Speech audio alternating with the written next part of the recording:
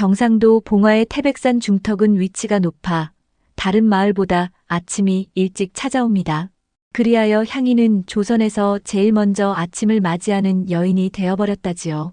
향인은 아버지가 드실 아침상을 차려놓고 나서야 자신이 먹을 주먹밥을 배보자기에 싸 보찜을 챙기고 며칠간 말린 약초를 모아 보찜에 넣은 후 산을 내려갔어요. 아버지, 저 마을로 내려갔다 올게요. 그래, 박 의원에게 안부 전하고 이번에 약초는 깊은 산속에서 어렵게 구해 좋은 날씨에 잘 말렸으니 값이나 후하게 쳐달라고 요청하거라. 네, 아버지. 향이가 콧노래를 부르며 신나게 산에서 내려가던 중 널찍한 바위 그늘진 나무 아래에서 잠시 쉬기로 하였습니다. 보찜을 열고 주먹밥을 먹고 있을 때 근처에서 이상한 소리가 들려왔습니다. 향이는 벌떡 일어나 주위를 둘러보았는데 저만치의 젊은 선비가 쓰러져 있었습니다. 향이는 급히 그쪽으로 달려가 선비를 살펴보았습니다. 이보세요. 선비님 정신 차리세요. 괜찮으세요? 선비는 향이의 목소리를 듣고는 곧바로 기절해버렸습니다. 향이는 당황스러웠지만 주위에 있는 주먹만 한 돌덩이 2개를 들고 리듬에 맞춰 몇 번을 부딪혔습니다. 딱딱딱딱딱, 딱딱딱딱딱딱. 그것은 아버지께 보내는 비상신호였지요. 위급한 일이 있을 때 메아리를 내어 신호를 보내기로 약속이 되어 있었던 것이지요. 그러고는 기절한 선비를 힘겹게 끌며 집으로 천천히 올라갔습니다. 조금 후 아버지가 급히 내려왔습니다. 이게 어찌 된 일이냐? 아버지, 이 선비님이 쓰러져 있었고 저를 보자마자 기절하셨습니다. 그렇구나. 어디 보자. 발목이 마치 뱀에게 물린 듯 하구나. 독이 퍼지기 전에 서둘러 용담을 붙여야겠다. 어서 용담을 꺼내오거라. 그리하여 응급치료를 받은 선비는 향이와 아버지 장씨의 정성으로 며칠간의 치료 끝에 3일 밤낮을 열에 시달리다 열이 내리고서 눈을 떴습니다. 여기가 어디입니까? 아, 깨어나셨군요. 여기는 태백산 중턱입니다. 선비님은 어떻게 그곳에 쓰러져 계셨는지요? 향이가 물었습니다. 저는 칠성암에서 글공부하는 이병훈이라고 합니다. 아침 공기를 마시러 잠시 나왔는데 영롱한 아침 이슬에 이끌려 산속을 헤매다가 그만 이슬에 미끄러져 넘어졌고 뭔가 발 아래가 따끔거린 후 곧 정신이 혼미하게 되었지요. 그랬군요. 다행히 우리 자식 놈이 선비님을 일찍 발견해 독사에게 물린 독을 제거하고 사흘 만에 깨어나셨습니다. 감사합니다. 제 생명의 은인이시군요. 이 은혜를 어찌 갚아야 할지 모르겠습니다. 별 말씀을요. 저는 해야 할 일을 했을 뿐입니다. 아직 움직이시는 건 무리이니 조금 더 누워서 쉬시는 것이 좋을 듯 싶습니다. 이후 선비는 향이의 집에서 머무르며 향이와 즐겁게 지내게 되었지요. 하루는 이 선비가 궁금해 물었습니다. 어찌 이런 깊은 산속에서 살게 되셨소? 저는 여기서 태어났습니다. 저를 낳고 얼마 되지 않아 어머니가 돌아가시고 아버지와 함께 이 산속에서 약초를 캐고 산나물을 뜯으며 살고 있습니다. 아버지는 마을에 내려가지 않고 이 산속에서만 살고 계시지요. 그래서 약초와 산나물을 팔러 소인이 내려가곤 하지요. 그날도 약초를 팔러 내려가던 참에 선비님을 발견하게 되었어요. 그랬군요. 낭자가 아니었으면 저는 생명을 부지하기 힘들었을 겁니다. 내가 천운을 타고났나 봅니다. 깊은 산속에서 생명의 은인인 낭자를 만났으니 말입니다. 어찌 칠성암까지 오셔서 글 공부하시는지요? 어머님이 가끔 불공을 들이러 오시던 곳이어서 조용하고 공기가 맑아 글 공부하기에 아주 좋은 곳이지요. 이제 2년째 그곳에서 공부하고 있습니다. 내년에 있을 과거 시험에 응시할 예정입니다. 그랬군요. 꼭 과거에 합격하셔서 출사하시길 부처님께 빌겠습니다. 며칠을 푹 쉬고 난 이선비는 몸이 한결 가벼워졌다고 말하며 기뻐하였지요. 이제 몸이 어느 정도 회복되었으니 내일 아침에 산에서 내려갈까 합니다. 이선비는 아쉬운 표정을 지었지만 향이는 그동안 이선비와 함께 보내며 느낀 묘한 감정을 떨칠 수 없었습니다. 왜 이렇게 가슴이 뛰는 거지? 혹시 무슨 병이라도 난 건 아닐까? 향이는 자신도 모르게 아버지에게 속마음을 털어놓았습니다. 이제 너도 그럴 나이가 된 것이지. 그럴 나이라니요? 그것이 무엇입니까? 멋진 사내를 보면 연정을 느낄 나이 말이다. 시집갈 나이란다. 아이 아버지도 참, 저는 시집 안 갈 거예요. 아버지와 평생 살 거예요. 그러더냐, 허허허. 향이와 아버지가 주고받는 말을 밖에서 듣게 된 이선비는 자신도 향이에 대한 마음이 다르다는 것을 느끼게 되었지요. 그리하여 이선비는 향이에게 말하였어요. 내 장원급제를 하여 꼭 향이 낭자를 찾아오리다. 정말이십니까? 선비님을 기다리고 있겠습니다. 그렇게 두 사람은 풋풋한 감정만을 남겨두고 이별을 해야 했습니다.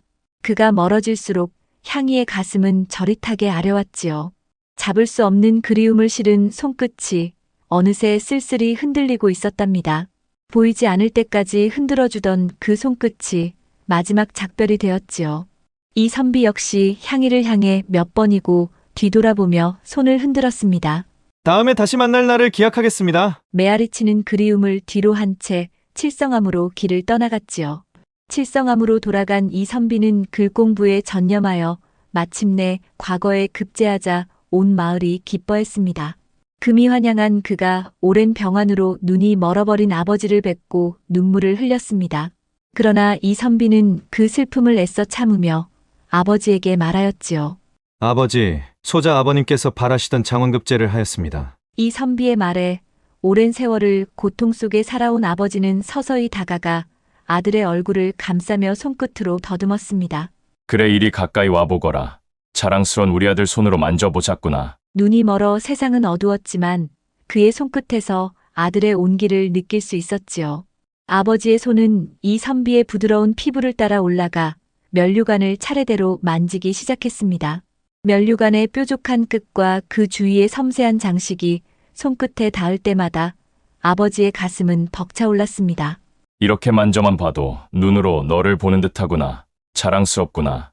내 아들아. 그렇게 하여 이선비는 마침내 경상도 가명의 관찰사로 발령을 받았지요. 처음 부임지로 오니 처리해야 할 것들이 태산같이 쌓여 있었습니다. 그래서 환영 잔치도 미룬 채 바쁜 일정을 모두 끝내고 나서야 겨우 잔치를 열게 되었습니다. 한숨을 돌린 이 관찰사는 태백산에 있는 향이가 떠올랐습니다. 그리하여 향이에게 기별하여 잔치에 아버지와 함께 참여하도록 사람을 보냈지요. 편지를 받은 향이는 기뻐하며 아버지를 불렀습니다. 아버지, 이선비님이 장원급제하여 경상도 가명의 관찰사로 오셨답니다. 우리가 잔치에 초대되었으니 아버지, 우리 함께 경상도 가명으로 가요. 하지만 아버지는 왠지 반가워하면서도 선뜻 가자는 말씀을 하지 않으셨지요. 아버지 지금 당장 떠날 채비를 할까요? 날이 어두워지기 전에 산에서 내려가야 해요. 향아 이 아비는 집을 지킬 터이니 너만 다녀오거라. 아버지, 집에 누가 온다고 집을 지켜요? 아버지와 저를 함께 오라고 하셨으니 같이 가서 선비님도 보고 잔치도 구경하고 와요, 아버지. 하지만 웬일인지 향이 아버지는 향이만 다녀오라고 하며 그동안 향이와 산에서 사는 동안에는 단 한 번도 산 밑으로 내려가지 않았습니다.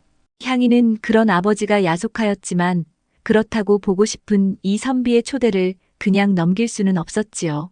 이번에 가지 않으면 다시는 이선비를 볼 기회가 없을 수 있으니 말이에요. 그리하여 향이 혼자서 꽃단장을 하고 서신을 가지고 온 사람과 함께 경상도 가명으로 가게 되었답니다. 이선비가 향이를 발견하자 반갑고도 그리운 표정으로 향이에게 다가갔습니다. 향이 낭자, 이렇게 다시 만나게 되다니 정말 믿기지 않는구려. 이선비의 말에 향이는 얼굴을 붉히며 대답했습니다. 선비님, 감축드려요. 저도 선비님을 다시 뵈니 꿈만 같아요. 그동안 선비님을 한시도 잊은 적이 없습니다. 첫 부임지라 할 일이 많아 바쁜 일정을 우선 처리하고 낭자를 만날 날을 애타게 기다렸지요. 그런데 아버지께서는 함께 오지 않으셨나요? 네, 아버지께서는 저 혼자만 다녀오라 하셨어요. 어디 편찮으신 건 아니지요? 네, 아버지께서는 왜인지 일절산에서 내려오지 않으세요. 그렇군요. 하지만 오늘은 이렇게 향이 낭자와 함께 시간을 보낼 수 있어 매우 기쁘군요. 낭자를 다시 만나니 내 가슴도 다시 뛰고 있어. 향이는 수줍어 고개를 숙이며 얼굴을 붉혔답니다. 무르익었던 잔치가 밤이 깊어져 마무리되었고 향이는 이선비와 함께 가명의 밖으로 나가 달빛 아래 길을 걸으며 그동안 미루었던 달콤한 사랑의 속삭임을 나누었답니다. 향이 낭자, 이렇게 낭자와 함께 걸을 수 있어서 행복하구려. 앞으로도 낭자와 함께 있고 싶소. 이선비가 향이를 돌려세우면서 말했어요. 저도 이 선비님과 늘 함께하고 싶습니다. 그러다 보니 두 사람의 눈빛은 어느새 뜨거워지고 입술이 포개어지며 서로의 사랑을 확인하게 되었지요. 그리하여 이선비는 향이와 혼인을 결심하게 되었고 이 결심을 부모님께 말씀드리려 하였습니다. 아버님, 어머니, 제가 드릴 말씀이 있습니다. 제가 혼인을 하려고 합니다. 이선비의 아버지와 어머니는 반가운 마음에 혼인을 하겠다고 마음에 두고 있는 처자가 있었단 말이더냐. 네, 향이와 혼인할 계획입니다. 아니, 향이라면 사랑채에 와 있는 처자 말이냐. 네, 그렇습니다. 그 처자라면 약초를 캐는 처자라 하지 않았느냐. 네, 맞습니다. 아니, 네가 정신이 있는 것이냐.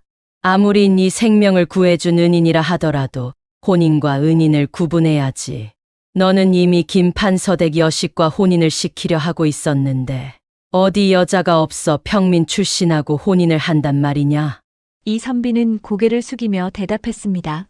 평민이라 하더라도 연정을 품은 여인과 혼인하여 살고 싶습니다. 아버지, 어머니, 그 여인이 널 살려준 것은 고맙지만 그 정도에서 혼인까지 결심한 것은 아닌 듯 싶구나. 너의 마음을 모르는 것이 아니지만 현실적으로 우리의 신분과는 맞지 않으며 그 혼인이 과연 향이에도 진정한 행복을 가져다 줄 수 있을지 의문이구나. 아버님, 저는 향이와 혼인하는 것이 제 삶에 있어서 가장 중요한 결정이라고 생각합니다. 이선비의 눈빛은 어느 무엇과도 타협하지 않겠다는 결의에 차 있었습니다.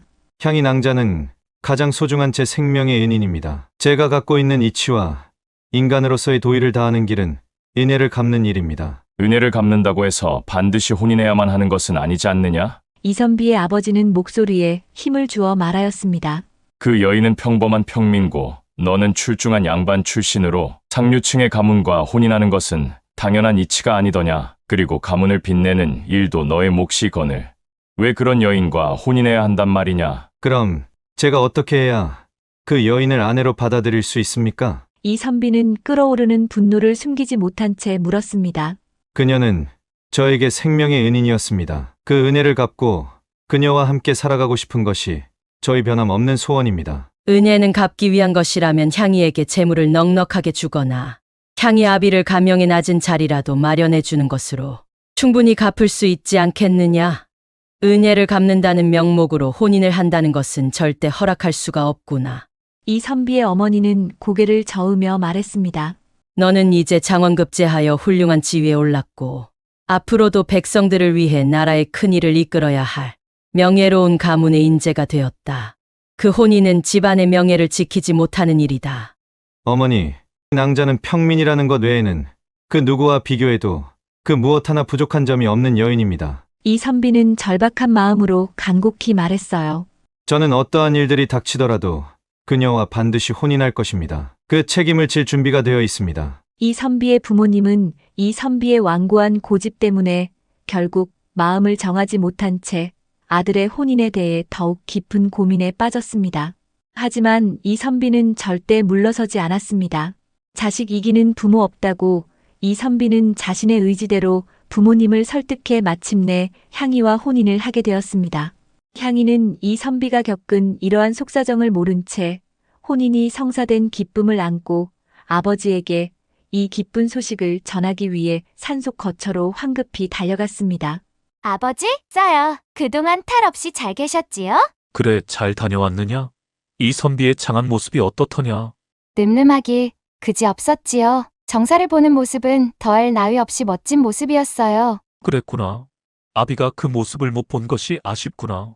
아버지, 저에게 기쁜 소식이 있어요. 이선비님이 저에게 청혼하였어요. 그래서 아버지와 함께 경상도 가명으로 내려가서 혼인할 거예요. 아버지, 제 혼인이니 이번에는 산에서 내려가실 수 있으시지요? 그래, 경사로구나. 분에 넘치는 그런 훌륭한 사위를 맞이하다니. 그런데 아버지가 산에서 내려가는 것이 그리 쉬운 일이 아닌데 어찌하면 좋을지 모르겠구나. 아버지, 과거에 어떤 일이 있었는지 모르지만 산에 올라온 지도 어언 20년이 넘었으니 이제 산에서 내려간들 무슨 일이 있겠어요? 그리하여 아버지와 함께 경상도 가명으로 내려가기로 결심하고 향이는 아버지와 함께 떠날 준비를 마쳤습니다. 아버지와 함께 산속에서의 삶을 끝내고 드디어 경상도 가명에 도착했을 때 향이는 마음이 설렘으로 가득 차 있었습니다. 그곳에서 이선비의 부모님과 마주할 순간이 왔기 때문입니다. 가명 안에서의 첫 만남은 예상보다 긴장된 분위기 속에서 시작되었습니다. 그들은 향이와 그녀의 아버지가 오기를 기다리고 있었지요. 향이의 아버지는 조심스레 발걸음을 옮기며 이선비의 부모님을 향해 다가갔고 이선비 부모님을 보는 순간 향이의 아버지가 갑자기 털썩 바닥에 무릎을 꿇고 주저앉았습니다. 그 모습을 본 향이는 깜짝 놀라며 아버지에게 달려갔습니다. 아버지! 아버지! 왜 이러세요? 향이는 놀란 목소리로 아버지를 부르며 물었습니다. 하지만 향이의 아버지는 아무 말 없이 고개를 숙인 채 있었지요.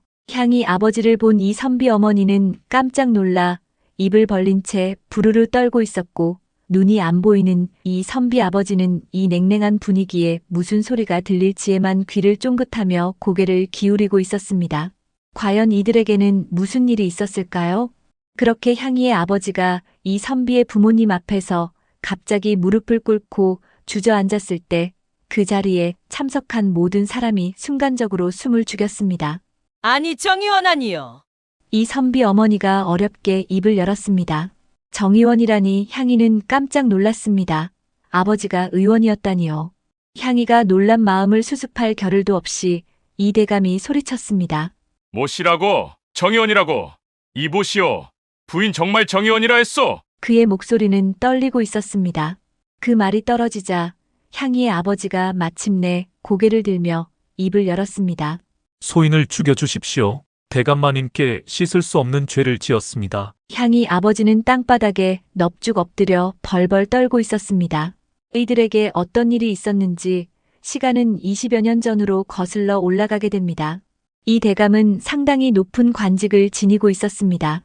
그는 조정의 권력 중심에서 활약하는 중요한 인물이었지만 그만큼 뜻을 달리하는 대신들의 알력과 권력 투쟁이 심하였고 그 다툼으로 인하여 몸과 마음이 많이 지쳐 있었습니다. 그리하여 당시 마을에서 소문난 의원으로 향이의 아버지인 장의원이 이 대감의 치료를 맡게 되었습니다. 장의원은 민간요법에 의한 치료에 능숙한 의원이었지요. 이 대감은 다른 의원들을 찾기보다는 장의원을 믿고 치료를 받기로 결심했어요. 내 자네를 믿고 치료를 맡길 터이니 성심을 다하여 치료에 임해주게. 여부가 있겠사옵니까, 대감마님. 대감마님께서는 정신적으로 심한 압박을 받은 탓에 피로감에서 오는 신장 기능의 약화와 기력이 쇠약해진 것이 원인입니다.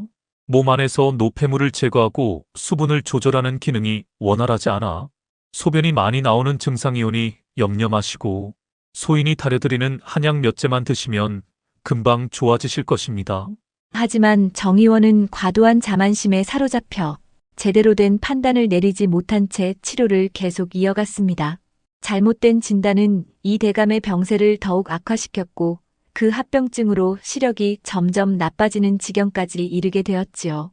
이보게, 내가 요즘 눈이 점점 침침해지고 물건도 두세 개로 보이고 때로는 부연 안개가 낀 듯 앞이 흐릿하게 보이기도 하는데 도대체 이게 무슨 일인가? 그것은 대감마님께서 과중한 업무로 피로가 누적되고 기력이 쇠약해진 탓입니다. 밤낮으로 쉬지 않고 눈을 많이 사용하셨기에 병세가 더욱 악화한 것일 수도 있습니다. 조금 더 마음을 편안히 가지시고 당분간 업무를 줄이시는 것이 좋을 듯합니다. 내가 명색이 나라의 녹을 받는 재상으로서 어찌 업무를 소홀히 할 수 있겠는가? 그렇기 때문에 병세가 호전되지 않고 다른 증상들이 계속해서 나타나는 것입니다. 약을 조금 더 강하게 다려드리겠습니다.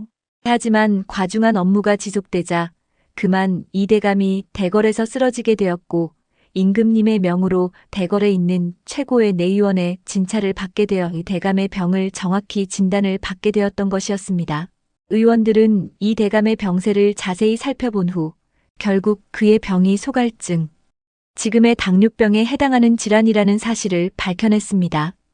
소갈증은 그 당시에는 잘 알려지지 않은 질환이었고 치료가 어렵고 시간이 지나면 치명적인 합병증을 초래할 수 있었습니다. 이 대감은 소갈증의 합병증으로 점차 눈의 시력을 잃어갔던 것이고 치료 시기가 늦어진 탓에 결국 저혈당 쇼크로 쓰러지기까지 하였던 것이지요. 다행히 임금님의 명으로 내의원 치료를 받아 가까스로 목숨을 건지게 되었지만 눈의 시력은 잃을 수밖에 없었던 것이었지요. 이 대감은 그 상황을 받아들일 수 없었습니다. 그는 평생의 명예와 지위는 물론 모든 삶의 가치가 한순간에 무너져 내리는 현실을 마주하게 되었으며 시간이 얼마 지나지 않아 이 대감은 정의원이 자신의 병을 오진했다는 사실을 알게 된 후 그를 용서할 수 없었고 정의원에게 그 책임을 물으려 했던 것이었습니다. 결국 정의원은 무거운 죄를 짊어지게 되어 도망칠 수밖에 없었습니다. 그리하여 정의원은 임신 중인 아내와 함께 산속으로 도망치게 되었으며 자기 가족을 안전하게 지키기 위해 모든 것을 버리고 깊은 산속에서 숨어 살게 되었습니다.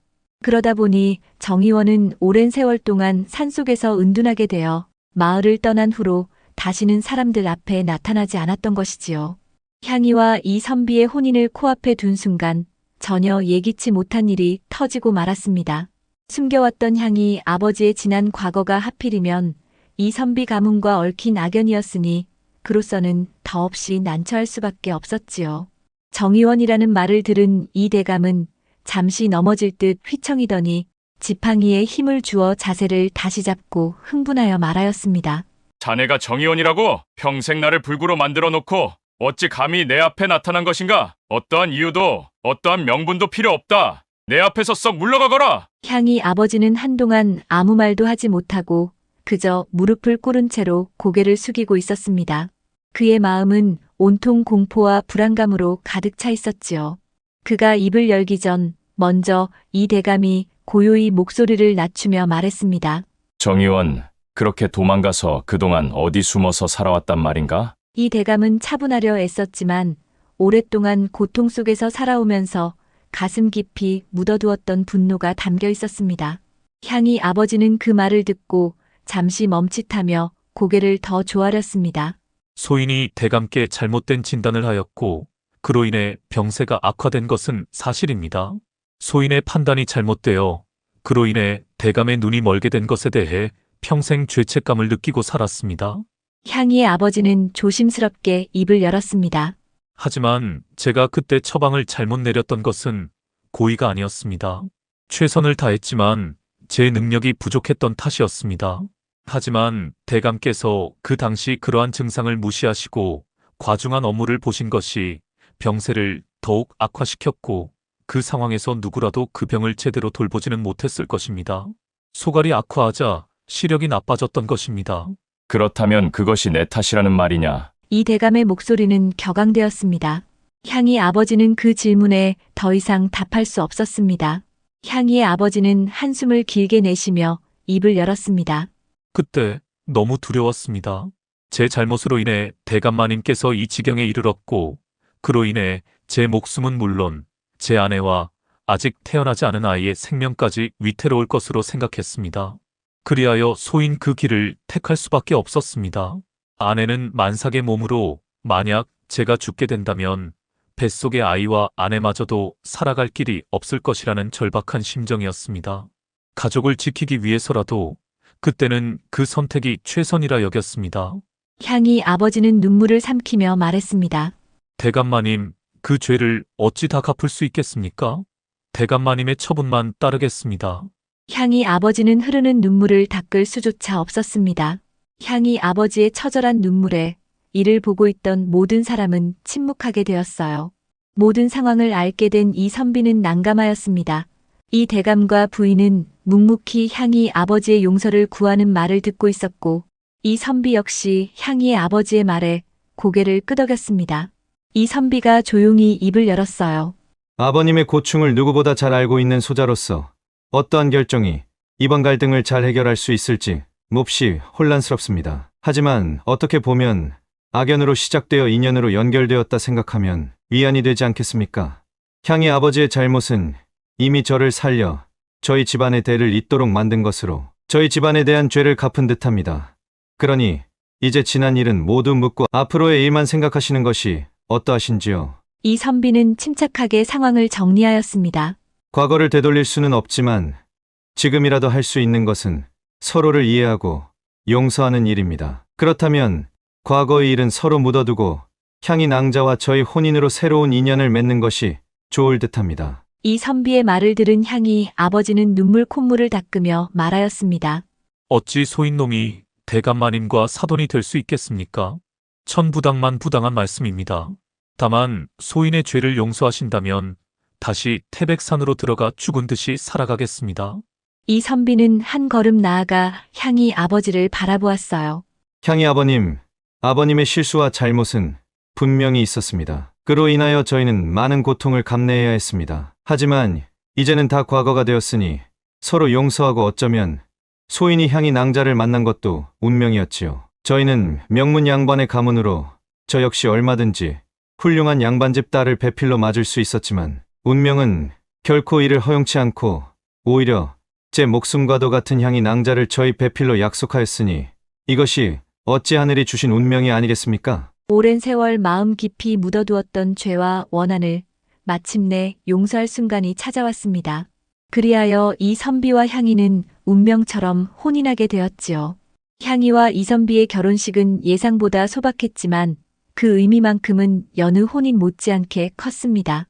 단순히 두 사람의 결합을 넘어 격식을 따지지 않은 두 집안이 하나가 되는 뜻깊은 순간이었고 서로 화합을 이루어낸 결실이기도 했습니다.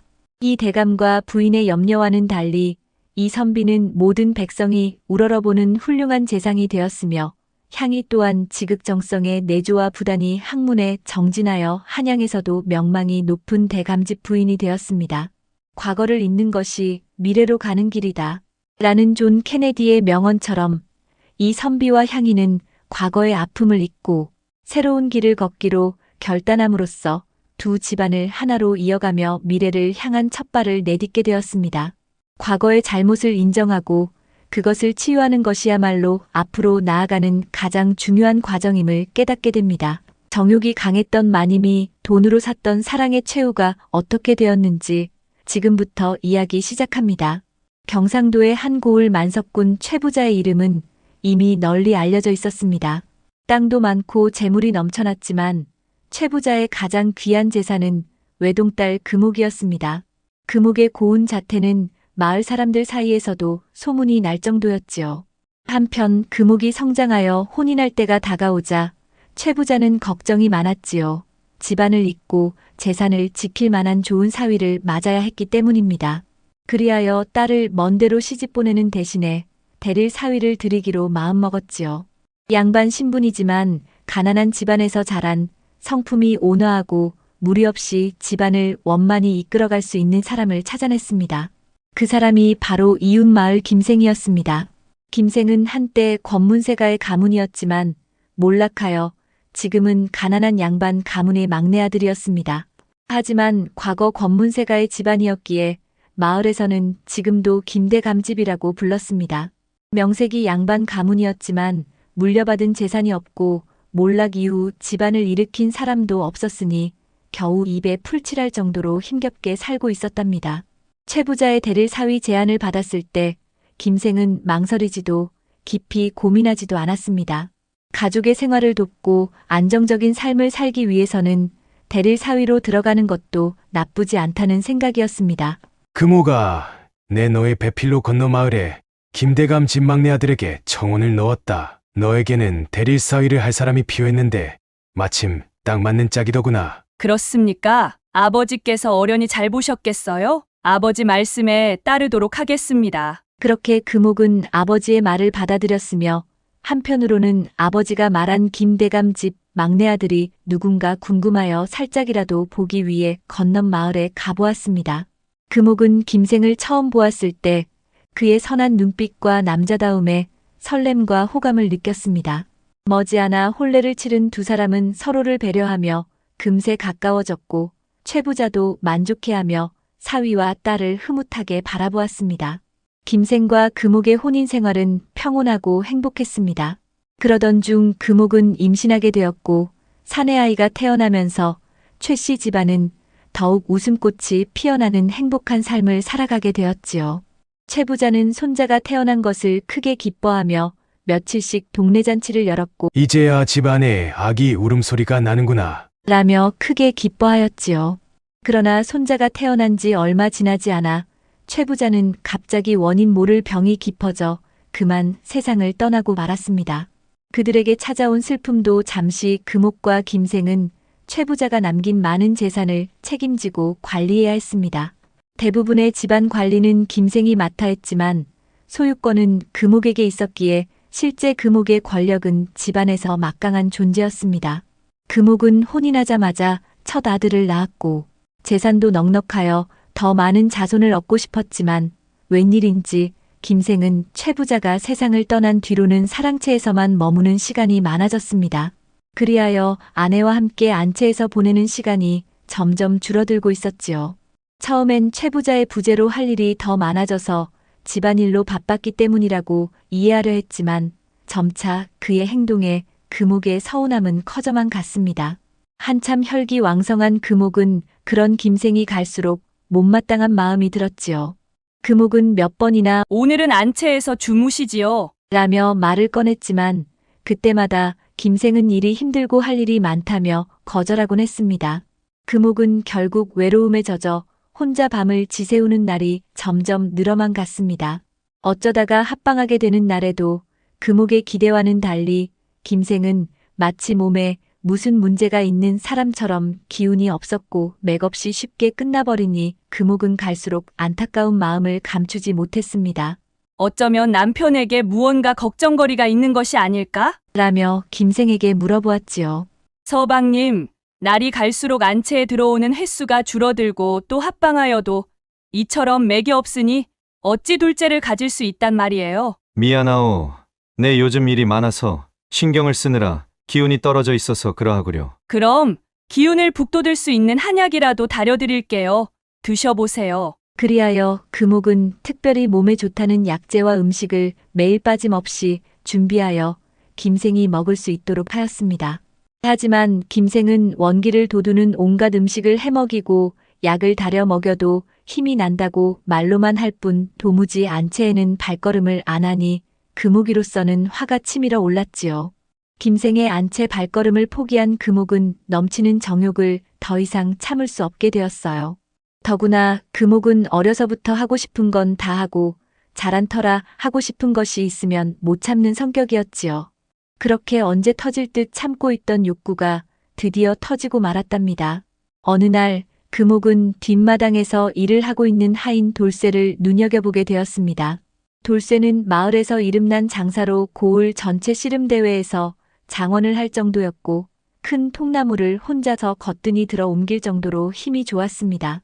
금옥은 약골인 김생에 비해 그런 강직한 힘을 가진 돌쇠가 마음에 쏙 들었습니다.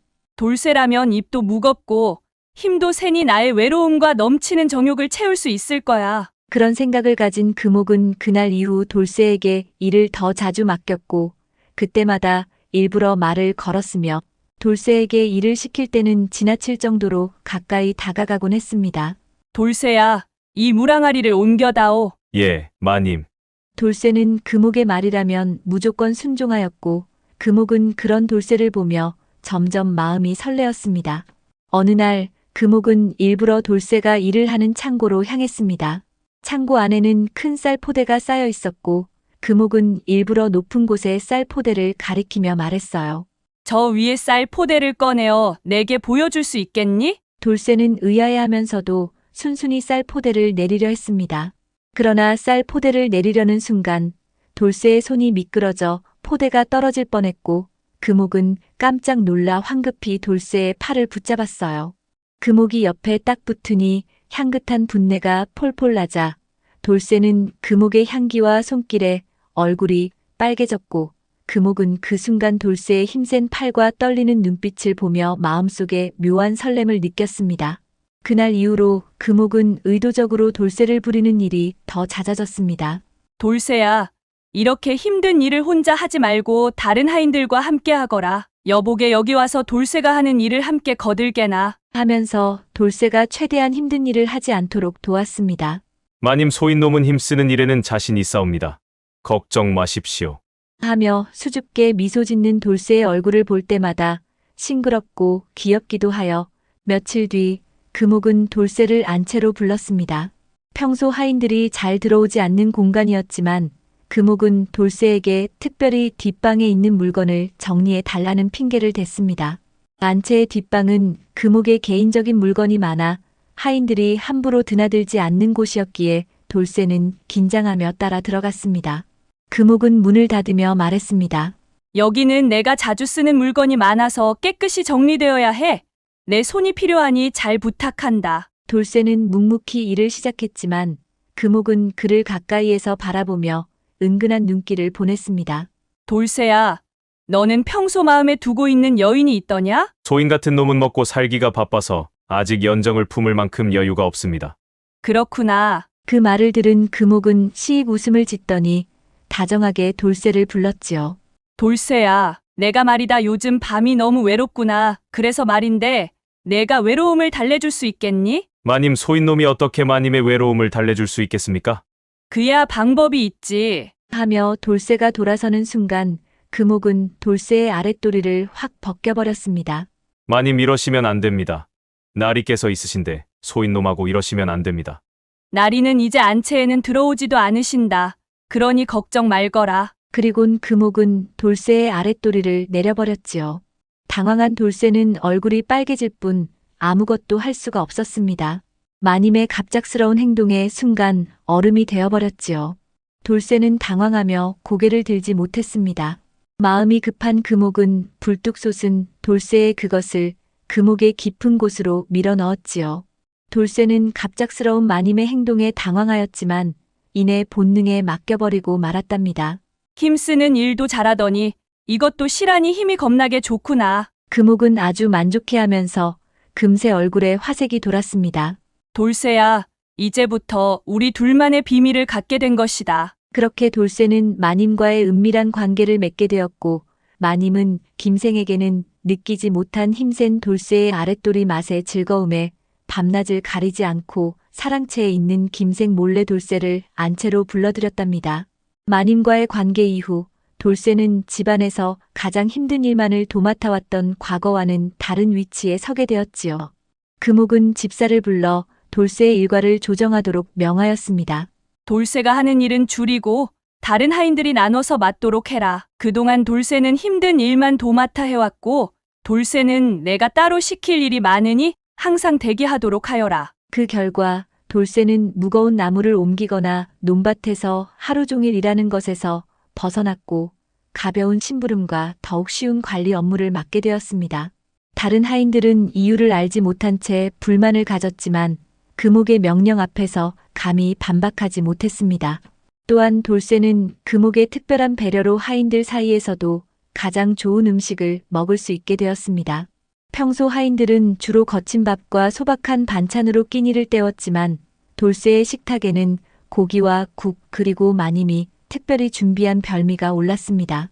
돌쇠야, 힘을 쓰려면 잘 먹어야지. 이건 내가 특별히 준비한 것이니 남김없이 먹거라. 이렇게 금옥은 특별히 돌쇠를 아꼈습니다. 그리하여 금옥은 돌쇠에게 방도 따로 마련해 주었습니다. 하인들이 공동으로 쓰던 좁고 답답한 방이 아닌 안채 근처에 독립된 작은 방을 내어주어 편안하게 쉴 수 있는 공간을 마련해 준 것이었습니다. 내가 다른 사람들 눈치 안 보고 언제라도 내 방으로 올 수 있게 함이니라. 그리하여 돌쇠는 혼자서 자유롭게 쓸 수 있는 방도 갖게 되었고 금옥은 종종 그곳을 찾아와 은밀한 미래를 나누기도 하였지요. 김생이 안채에는 얼씬도 안 하자 금옥은 돌쇠를 대놓고 안채에 들이기도 하였지요. 그러던 어느 날 김생은 기생집에서 술을 한잔하고 오랜만에 금옥이를 품고 싶어 안채로 들어갔답니다. 그런데 방문을 열려고 하는 순간 불이 꺼진 방 안에서 기이한 소리가 났습니다. 금옥이 내는 소리였고 김생만이 들을 수 있었던 익숙한 소리였지요. 김생은 흠칫 놀라 그 소리를 듣고 있다가 그만 당황하여 사랑채로 정신없이 들어갔답니다. 김생은 너무 당황하고 혼란스러웠습니다. 그날 밤 김생은 잠을 이루지 못했습니다. 도대체 그 방에서 무슨 일이 있었단 말인가? 부인이 다른 남자를 품고 있었단 말인가? 그리하여 그날 이후로 김생은 금옥의 행동을 주시하기 시작하였습니다. 그러다 어느 밤 김생은 금옥이 돌쇠를 안채로 불러들여 문을 걸어 잠그는 장면을 목격하게 되었습니다. 김생은 문 뒤에서 두 사람의 대화를 엿들었습니다. 금옥의 부드러운 목소리가 들렸습니다. 돌쇠야, 오늘은 우리 특별한 것을 해볼까? 돌쇠는 낮은 목소리로 대답했습니다. 마님, 늘 새롭고 특별한 것 같은데 새로운 것이 또 남았단 말입니까? 그럼 물론이지. 새로운 것이야 얼마든지 있단다. 오늘은 너와 내가 가면놀이를 해보자꾸나. 돌쇠 내가 없었더라면 내가 어떻게 이런 놀이를 해보겠느냐? 김생은 문 밖에서 두 사람의 대화를 들으며 온몸에 피가 거꾸로 솟는 듯한 분노를 느꼈습니다. 금옥과 돌쇠가 단순한 주인과 하인의 관계를 넘어섰다는 사실이 그의 가슴에 비수처럼 박혔습니다. 그러나 이성을 되찾은 그는 곧 깨달았습니다. 김생은 금옥에게 직접적으로 맞설 수 없었지요. 만약 금옥과의 갈등이 공개적으로 드러난다면 마을 사람들과 친척들 사이에서 대릴 사위라는 자신의 위치가 더욱 초라하게 비칠 것이었기 때문이지요. 금옥은 최부자 가문의 유일한 혈육으로서 여자였지만 지역에서 큰 영향력을 행사하고 있었고 김생은 그러한 금옥의 명성에 힘입어 묻어가는 처지이니 말입니다. 특히 금옥이 남긴 아들은 김생이 집안을 일으킬 유일한 존재였습니다. 만약 금옥과 갈라서게 되면 그는 아들조차 잃게 될 가능성이 있었지요. 내 아들이 최부자의 가문을 이어받는다지만 결국 김씨 집안의 혈통을 받았으니 내가 이 집안에 남아야 하는 가장 큰 이유지. 이 모든 것을 잃을 순 없어. 라며 김생은 마음을 굳게 다졌습니다. 김생은 금옥과 돌쇠의 관계를 알면서도 그 모든 문제를 금옥이 아닌 돌쇠에게 떠넘기는 것이 가장 현실적인 선택이라고 판단했습니다. 이 집안의 명예와 재산을 지키려면 돌쇠에게 모든 책임을 물어 내쫓는 수밖에 없다. 이렇게 생각한 김생은 금옥과 직접적으로 대치하는 것을 피하고 돌쇠를 죄인으로 만들어 죄를 뒤집어 씌워 모든 것을 수습할 계획을 세우기 시작했습니다. 김생은 돌쇠를 내쫓기 위해 결정적인 증거를 조작하였다지요. 그는 하인들에게 말했어요. 요즘 집안에 귀중한 물건이 자꾸 없어지는 일이 있다. 모든 하인의 방을 조사해보겠다. 그는 미리 돌쇠의 방에 몰래 값비싼 장신구를 숨겨둔 상태였습니다. 그리고 하인들에게 돌쇠의 방을 조사하여 장신구를 발견하게 하였지요.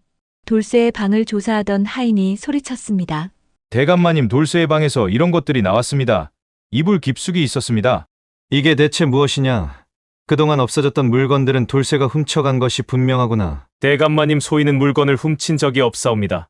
대감마님 방 근처에는 얼씬도 하지 않았습니다. 누군가가 저를 모함하는 것이 틀림없습니다. 돌쇠는 억울한 표정으로 변명했지만 김생은 그의 말을 들으려 하지 않았습니다. 내가 무슨 변명을 하든 이 물건이 내 방에서 나온 이상 아무도 널 믿지 않을 것이다. 내가 이 집안의 질서를 어지럽히고 불신을 조장한 죄는 반드시 벌을 받아야 한다. 돌쇠는 무릎을 꿇고 김생에게 말했습니다. 나리, 저는 결백합니다. 이 물건이 어떻게 제 방에 들어왔는지 알지 못합니다. 그러나 김생은 그의 말을 단칼에 잘랐습니다. 결백하다고? 내 이놈! 결백한지 안 한지는 매를 맞아보면 알겠지? 여봐라, 이놈이 자백할 때까지 매우 쳐라! 김생은 돌쇠에 대해 치밀어 오르는 분노가 풀릴 때까지 돌쇠가 당하는 매질을 보면서 내심 즐겼지요. 김생이 흐뭇해하는 얼굴을 보면서 돌쇠와 관계를 알고 돌쇠에게 죄를 뒤집어 씌우고 있음을 눈치채게 된 금옥은 이를 제지하거나 나서서 아무 말도 할 수 없었지요. 죽기 직전까지 매질을 당한 돌쇠는 금옥을 바라보며 간절히 도움을 청했지만 금옥은 말을 잃은 채 침묵했습니다. 그녀는 김생의 분노가 어떤 결과를 초래할지 잘 알고 있었기에 돌쇠를 옹호할 용기를 내지 못했습니다. 초주검이 된 돌쇠는 이내 밖으로 내동댕이 쳐졌고 그 뒤를 금옥은 몰래 뒤따라갔지요. 돌쇠야, 내가 억울하다는 것을 알고 있느니라. 아무래도 나리가 우리 사이를 눈치챈 것 같구나. 우선 심리 밖에 조그마한 집 한 채가 마련되어 있고 먹을 것도 충분히 쌓아놓았으니 일단 그곳에 가서 지내거라. 그리하여 돌쇠는 심리 밖의 집으로 쫓겨나게 되었습니다. 한편 돌쇠가 떠난 후에도 김생의 마음은 편치 않았습니다. 그는 금옥에게는 아무런 한마디 없이 사랑채에 들어가 한숨을 쉬었습니다.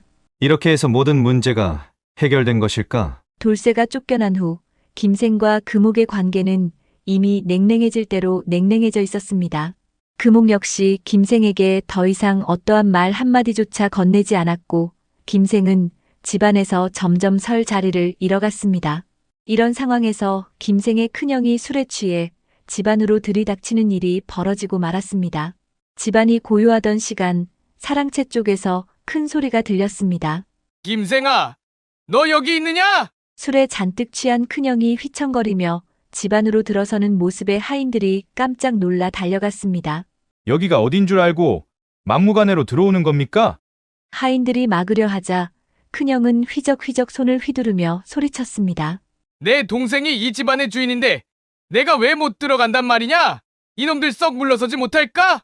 큰형은 김생이 있는 사랑채로 들어가더니 주저앉아 술병을 꺼내며 소리치기 시작했습니다.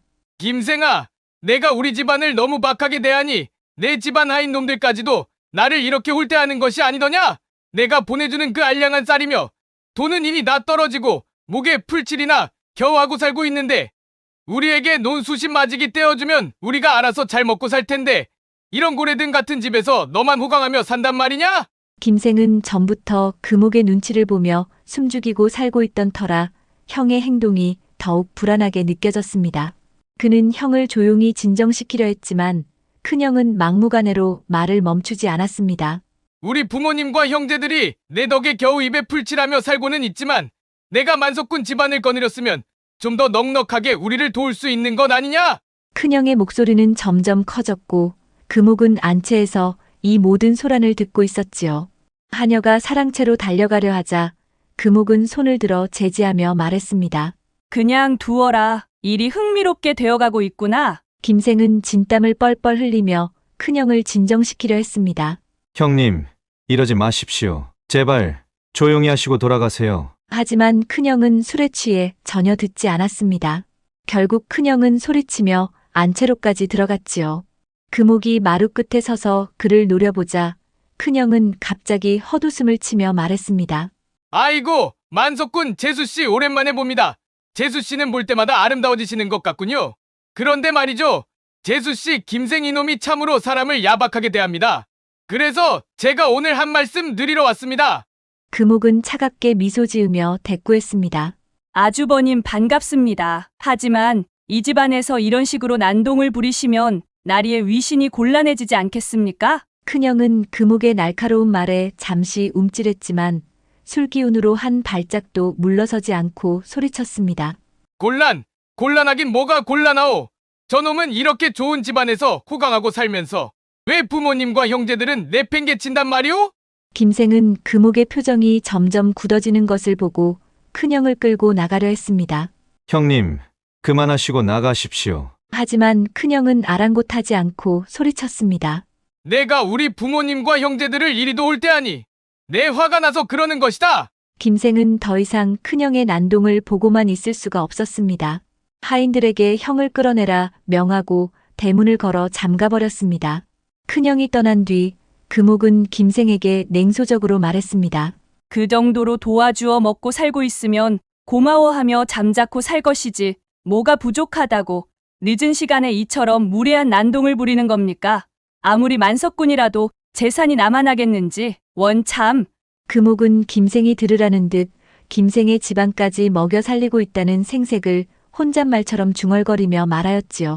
김생은 마음이 불편하였지만 아무 말도 하지 못했습니다. 그는 자신의 자존심이 바닥까지 떨어지는 기분이었습니다. 다음 날 김생은 본가로 내려가 부모님과 그리고 큰형을 비롯한 형제들을 모았습니다. 그는 울분을 터뜨리며 말했습니다. 왜 이렇게 저를 힘들게 하십니까? 언제까지 제가 보내드리는 쌀과 돈으로만 사시겠습니까? 형님들, 공부라도 하셔서 출사할 생각은 전혀 없으신 겁니까? 죽을 때까지 이렇게 놀고 먹으며 살아가겠다는 겁니까? 부모님은 서글픈 표정으로 말했습니다. 너에게는 면목이 없구나. 부모 잘못 만난 탓에 대릴사위 노릇을 하는 것이 얼마나 힘들겠니? 보리서 말만 있어도 처가살이는 안 한다는데 내가 우리 가족까지 챙기며 눈치 보느라 고생이 많겠구나. 큰형은 미간을 찌푸리며 대답했습니다. 대릴사위라 하더라도 이제 어엿한 주인이 되었는데 뭐가 고생이고 눈치를 본단 말이에요? 그 정도 위치면 우리를 넉넉히 도와줄 수 있겠구먼. 김생은 분노를 참으며 외쳤습니다. 저도 그 집안에서 제 위치를 지키려 얼마나 고생하는지 아십니까? 어젯밤 형님이 집안에 들이닥친 덕에 제 체면이 땅에 떨어지고 말았습니다. 이제는 더 이상 못하겠습니다. 제발 스스로 살 궁리를 하시란 말입니다. 언제까지 저에게만 의지하실 겁니까? 김생은 금옥과 힘든 관계를 본가에서 쏟아내고 집으로 돌아왔습니다. 본가에서 돌아오면서 김생은 깊은 한숨만 쉬었습니다. 내가 대릴 사위로 이 집에 들어와 눈치 보며 살았던 지난 세월은 물론 지금도 금옥이 눈치를 보며 살고 있는데 김생이 생각하며 마음 한구석이 쓰려왔습니다. 그는 금옥과의 관계를 다시 회복할 방법을 찾으려 애썼지만 금옥과의 잠자리에만 들어가면 온몸에 힘이 빠지고 자신감이 없어지며 맥이 빠지는 느낌을 갖게 되었지요. 그리하여 금옥과의 관계가 회복되기보다 점점 멀어지는 느낌이었습니다. 김생과의 관계가 회복될 기미 없이 냉랭해진 가운데 금옥은 집안 돌아가는 모든 것이 답답하기만 하였습니다. 어느 날 금옥은 답답한 마음을 풀고자 하인들이 일하는 밭으로 나갔지요. 밭에서는 더운 날씨에도 불구하고 하인들이 열심히 일하고 있었습니다. 금옥은 나무 그늘에서 일하는 하인들을 보고 있던 중 눈에 띄는 한 하인을 발견했습니다. 그 하인의 이름은 칠복이었습니다. 칠복은 이마에 땀을 닦고 있었는데 이미 상의를 벗어 던진 상태였고 그의 근육질 몸매와 송골송골 맺힌 땀방울이 금옥의 시선을 사로잡았습니다. 저게 칠복이가 아닌가? 아니, 칠복이 몸이 저리도 좋았단 말인가? 참으로 단단하고 강건해 보이는구나. 금옥은 어느새 가슴 한쪽에 묻어두었던 욕정이 다시금 불타오르는 것을 느꼈습니다. 돌쇠와의 일이 지나간 후 잠시 잠잠했던 욕망이 칠복의 모습을 보며 다시 살아난 것입니다. 금옥의 욕정은 이번에는 칠복을 그냥 둘 수 없었지요. 그날 저녁 금옥은 암탉을 잡아 푹 꼬아진 닭백숙이 있는 술 한 상을 차려놓고 칠복을 안채로 불러들였습니다. 칠복이 고개를 숙이며 안채로 들어오자 금옥은 부드러운 목소리로 그를 맞았습니다. 칠복아, 오늘 무더운 날씨에도 밭에서 일하느라 고생이 많았구나. 그렇게 열심히 일하는데 몸을 잘 챙겨야 하지 않겠느냐? 그래서 내가 특별한 음식을 준비했단다. 칠복은 섬짓 놀라며 고개를 더 숙였습니다. 마님, 머슴이 하는 일이 다 그런 것인데 이렇게까지 신경 써주시다니 몸둘 바를 모르겠사옵니다. 신경 쓰지 말고 오늘은 마음 놓고 편히 잘 먹어라. 그리고 이 술도 한 잔 받거라. 칠복은 술잔을 받아 한 모금 마시며 연신 고개를 숙였습니다. 금옥은 그를 바라보며 은근한 미소를 띠며 칠복을 향한 욕정을 해소할 계획을 차근차근 실행에 옮기고 있었습니다. 칠복은 오랜만에 푸짐한 고기와 술을 잔뜩 먹으며 기분이 최고조로 달아올랐습니다. 그는 자신이 머슴으로서 이런 대접을 받는 것이 믿기지 않아 이 모든 것이 꿈인 것 같았습니다. 마님, 정말 감사합니다. 이렇게까지 챙겨주시다니 평생 잊지 못할 것입니다. 칠복의 얼굴이 어느새 술기운으로 붉게 달아오른 만큼 금옥의 마음도 푸짐하게 먹는 칠복의 그 모습을 보며 더욱 붉게 달아올랐습니다. 칠복이 술기운으로 완전히 취해 있을 무렵 금옥은 점점 거리를 좁혀갔습니다. 그녀는 칠복의 바로 턱 밑까지 다가가 그의 눈을 바라보며 속삭였습니다. 칠복아, 내가 몹시 외롭구나. 이 외로움을 달래줄 사람은 칠복이 너밖에 없는 것 같구나. 그 말을 듣는 순간 술에 취해 얼떨떨한 칠복은 마님이 하늘에서 내려온 선녀같이 보이면서 자기도 모르게 손이 마님의 허리를 감싸 안았고 그만 마님이 앉아있는 보료 위로 쓰러뜨리고 말았습니다. 은근히 기대하고 있던 마님은 이때다 싶어 칠복을 부둥켜 안고 칠복의 바지를 벗기고 말았습니다. 두 사람은 그렇게 너무도 황홀하고 매혹적인 밤을 보냈지요. 금옥은 김생에 대한 증오와 자신의 욕망을 채우기 위해 칠복을 더욱 가까이 두었습니다. 칠복은 금옥의 특별한 관심과 대우를 받으면서 금옥을 더욱 황홀하게 만드는데 몰두를 하여 두 사람의 열정은 점점 깊어만 갔습니다. 김생의 큰형이 난동을 부리고 간 이후로 금옥은 김생을 더욱 무시하는 눈초리로 보게 되었으며 김생을 무시한 채 칠복을 안채에 보란 듯이 들락거리게 하였습니다. 이를 본 김생 역시 돌쇠란 놈도 모자라 이제는 다른 하인 놈과 놀아나는 금옥을 더는 두고 볼 수가 없게 되었습니다. 김생은 금옥과의 관계가 돌이킬 수 없게 되었음을 깨닫고 그녀를 완전히 무너뜨리기 위한 계획을 세웠습니다. 금옥의 권력의 근원은 그녀가 갖고 있는 막대한 재산이었고 이를 빼앗으면 금옥은 더 이상 자신을 무시하거나 벗어날 수 없을 것이라는 확신이 들었습니다. 어느 날 밤 김생은 사랑채 방문을 잠그고 최부자가 남긴 재산 목록과 토지 문서를 모두 펼쳐놓았습니다. 그는 금옥의 서체를 흉내내는 연습을 수십 차례 반복하여 익혔으며 몇몇 문서를 교묘하게 필사하여 조작하기 시작하였습니다. 김생은 최 씨 가문의 주요 재산, 특히 가장 가치 있는 토지와 건물의 소유권을 금옥 몰래 자신의 이름으로 변경하거나 자기 가족에게 이전하는 문서를 작성하였습니다. 일부 토지와 재산은 김생의 형제들 명의로 이전되었고 금옥은 이 사실을 전혀 알지 못했습니다. 문서에는 금옥이 이미 재산을 매각한 것처럼 기록했고 금옥의 인장을 완벽하게 흉내냈습니다. 김생은 하인들을 매수하여 금옥의 지시를 어기지 말되 재산과 관련된 일이 생기면 반드시 자신에게 먼저 보고하라는 명을 내렸습니다. 이 집안의 재산은 내가 직접 관리하도록 하겠다. 마님께는 이 일이 전혀 알려지지 않아야 할 것이야. 하인들은 김생의 명령을 따르기로 했고 금옥은 아무것도 눈치채지 못한 채 평소처럼 지내고 있었습니다. 어느 날 금옥은 자신의 욕정을 채워주는 순종적인 칠복에게 작은 집이라도 한 채 사주기로 마음먹었지요. 칠보가 내가 나를 정말 많이 기쁘게 해주는구나. 내가 나를 위해 쓰는 힘만큼은 아니더라도 나도 너에게 해줄 것이 있구나. 너를 위해 작은 집을 한 채 마련해 줄 것이니 잘 관리하고 있다가 요긴하게 쓰거라. 금옥은 곧바로 재산을 관리하는 김서방을 불렀습니다. 김서방, 윗동네에 웬만한 집 한 채를 준비해 놓게. 깔끔하고 조용한 집으로 구해 놓게나. 금옥의 말이 끝나자 김서방은 의아한 표정을 지었습니다. 마님, 재산 관리를 나리께서 하신다고 문서를 모두 가져가셨습니다. 소인이 할 수 있는 건 아무것도 없사옵니다. 뭐라고?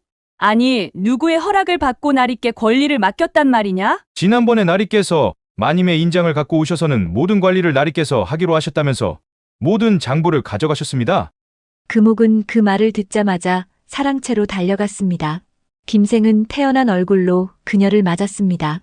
아니, 무슨 일이오? 어찌 잔뜩 화가 난 얼굴인데 무슨 큰일이나 있나 보? 누구 마음대로 내 재산 관리를 나리께서 하는 겁니까? 다시 김서방에게 주세요. 내 재산은 내가 알아서 할 터이니 당신은 소작인들 관리나 잘해주세요. 허허, 이를 어쩐다. 장인어른의 모든 재산 소유권이 나에게 상속된 것으로 장부가 다 되었는데 이를 어쩌겠소? 김생은 미소를 지으며 천천히 일어섰습니다. 당신의 욕정 때문에 외면당했던 내가 한 일이오. 이제 당신은 더 이상 이 집안에서 경제적으로, 물질적으로 힘을 쓸 수가 없소. 금옥은 분노와 충격에 몸을 떨었습니다. 당신이 나를 이렇게 짓밟다니. 당신은 최부자 가문의 대릴사위일 뿐이에요. 맞소. 나는 대릴사위일 뿐이오. 하지만 당신은 이제부터 아무것도 없는 사람이 되었소. 당신이 원하는 대로 살고 싶다면 끝까지 그렇게 살아보시구려. 언제까지 하인들이 당신과 함께 할 수 있을는지 아주 궁금할 뿐이오. 내가 이대로 재산을 빼앗길 것 같아요? 당장 관가에 가서 원님께 보고하고 다시 내 재산을 찾아올 겁니다. 허허, 그렇게 되면 당신은 재산을 찾기 전에 머슴 놈들과 노란한 양반집 여인으로 오히려 칠거지약으로 이 집은 물론 이 고을에서도 쫓겨나게 될 것인데 괜찮겠소? 금옥은 그만 그 자리에 철썩 주저앉고 말았습니다. 넋이 반쯤은 나가 있었지요. 재산을 모두 잃고 권력을 박탈당한 금옥은 반대로 김생에게 철저히 종속된 삶을 살 수밖에 없었습니다. 그녀는 더 이상 칠복을 챙기거나 자신이 원하는 대로 행동할 힘조차 잃었습니다. 김생은 집안의 모든 일을 장악하고 금옥이 할 수 있는 일은 오직 하인을 부리는 일과 김생의 명령을 따르는 것뿐이었습니다. 이제는 당신도 이 집안의 규칙을 따라야 하오. 당신이 날 무시했던 대가를 치르게 될 것이오. 금옥은 고개를 떨군 채 침묵했습니다. 그녀는 자신이 꼼짝없이 김생에게 잡혀 일생을 보내야 한다는 현실을 어쩔 수 없이 받아들여야 했지요. 결국 금옥은 아무런 증거도 내세울 수 없었고 재산 관리권은 김생에게 넘어갔습니다. 그녀는 안채에 고립된 채 자존심이 무너지는 굴욕을 맛보게 되었습니다. 인륜을 저버리면서까지 과도하게 자신의 욕망을 채우려고 집착하고 권력을 휘두른 결과가 얼마나 허망한 것이고 돌이킬 수 없는 불행을 가져다 주는지 한 번쯤은 생각을 해보아야 할 것입니다. 이야기 재미있게 들으셨나요?